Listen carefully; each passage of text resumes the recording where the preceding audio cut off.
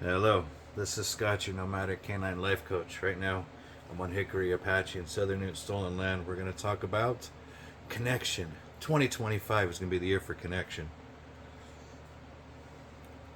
In the dog world, where professionals are going to start talking about it. Thank you to El Turkey Boy Photography for showing me the murdered, missing indigenous women, making these photography photos for it. Two women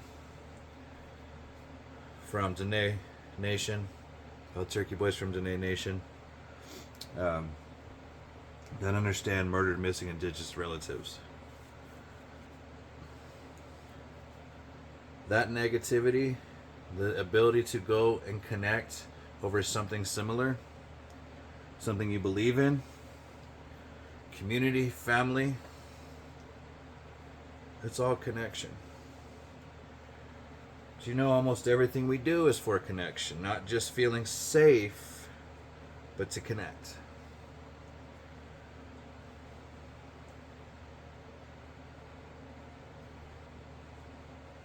When we feel unheard, unwanted, we're not feeling connected.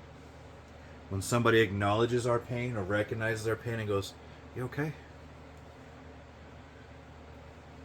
You feel connected. Your brain actually recognizes this. There is science behind this. So those of you that really say, well, there's science behind learning theory and da da da da and all this other stuff, there is. It's one-sided.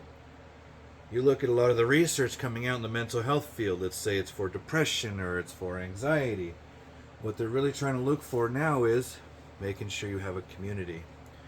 Because if you don't have a community, you're not going to feel safe. And it's not that you're in a trauma loop, it's just you don't feel safe. You don't feel heard, wanted, acknowledged. And it's not something we have to learn per se, because you were raised with somebody. Sometimes we had to adapt to our environment at a really, really young age. But remember, no matter what, you're always going to find community. You're always going to be able to find ways to connect and feel safe. It doesn't take a higher education to connect. It doesn't take the science, because it's innate. This goes back thousands, millions of years, as long as an animal's been around. As long as we know how to care for somebody, we can get into the science where we understand oxytocin, we start to understand endogenous opioids, we understand how our body wants us to connect. Our brain is saying, please help me, and help me get together. Why we miss somebody? Why do we look at our dog and go, oh, so cute? Why do we focus on we can text somebody when we miss them? We don't just text people because we need something from them.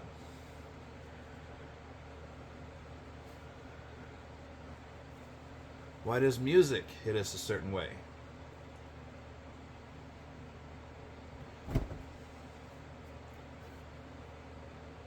Why do we smile with kids? Why do we sit and go look down at our favorite person and go, thank you? So,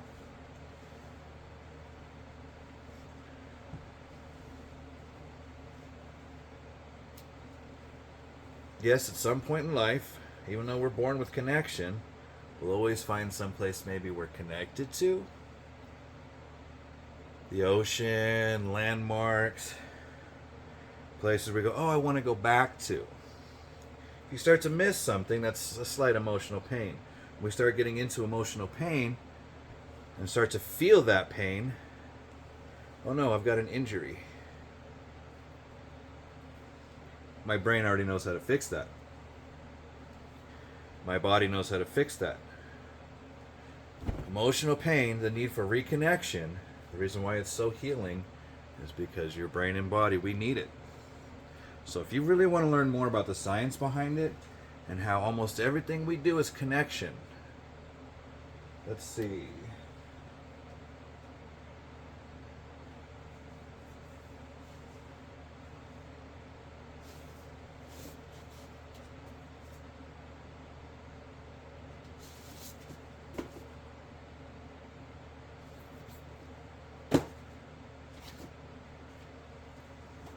Random books that I have.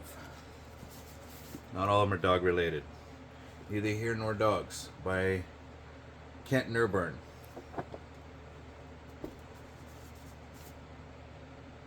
Hunts Gather Parents. McLean Douglas. What ancient cultures can teach us about the lost art of raising happy, helpful little humans. Celestine Prophecy. James Redfield. A fabulous book about experiencing life I couldn't put down. Elizabeth Kubler-Ross, MD. Big one. You want to get science. The Archaeology of Mind by Dr. Jock Panskep. Lucy Bivens, forward by Dr. Dan Siegel. One more pause. I'll be right back. I'm back. Two more. This one's by Lucy Bivens. A shortcut to understanding affective neuroscience, which goes into several different people. Native Science. Natural Laws of Interdependence. Gregory Cojete, forward by Leroy Littlebear, JD. Why do these matter? And these are books that I'll pick up and I've read through. Archaeology of the Mind's the hardest. But each one of these I'll pick up and I'll read randomly. Not to further my education, but they're actually more for confirmation bias. Because a lot of this stuff we already understand. A lot of this stuff is about connection. Even when you get into science. One of my favorite things about Jock Panskep is he talks about play. Which everybody knows about. The power of play. What people don't understand is the power of care. Because you're not born playing, you're born asking for help. You're born feeling good against your mother or your parental. The reason why that is to help you feel good. Not just feel good for the rest of your life. Also, when you have that emotional pain, you would cry out. You would do certain behaviors to show you're uncomfortable and somebody would help take care of you. You learned who your safety was. Around teenage years, you learn that sometimes your safety is going to change. This is how we develop new relationships.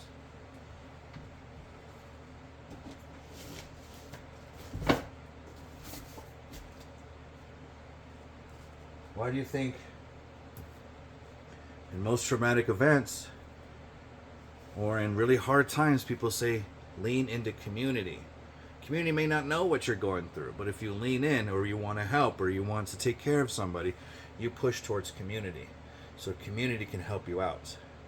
From that flag to these beautiful women wearing a red face mask, red face paint for murdered indigenous relatives. For the simple fact you put out a shirt that you want people to recognize that you care. The fact that you ask for somebody. The fact that you're there for somebody. The fact that you can look at somebody and go, you know what, I don't feel good. Power of connection. This is Scott, done with my TED Talk. Have a great day.